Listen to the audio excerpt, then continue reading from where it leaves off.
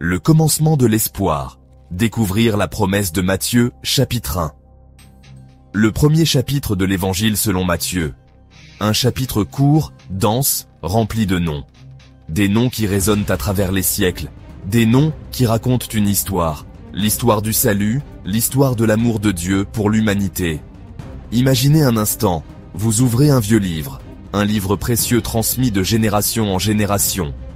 Les pages craquent doucement, chargées d'histoire.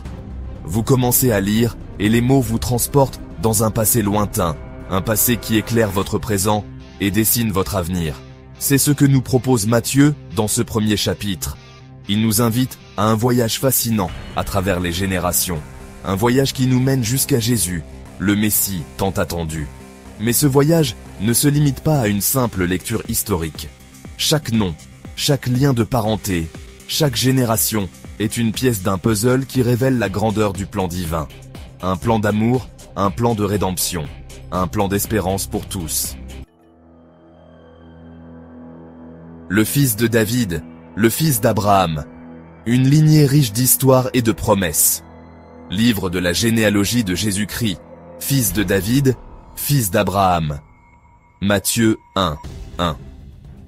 Dès le premier verset, Matthieu plante le décor. Jésus n'est pas un homme comme les autres. Il est le descendant direct du roi David, l'homme selon le cœur de Dieu, et d'Abraham, le père des croyants. David, le berger devenu roi, symbole de courage et de justice. Abraham, l'homme qui a tout quitté pour suivre Dieu, symbole de foi et d'obéissance. Jésus hérite de cet héritage prestigieux, chargé de promesses. Imaginez un arbre généalogique immense, ses racines plongeant dans les profondeurs de l'histoire. Chaque branche représente une génération, chaque nom, une vie, une histoire unique. Et au sommet de cet arbre, brillant de mille feux, se trouve Jésus, le point culminant de cette longue lignée. En se plaçant dans la lignée de David et d'Abraham, Jésus s'identifie au peuple d'Israël.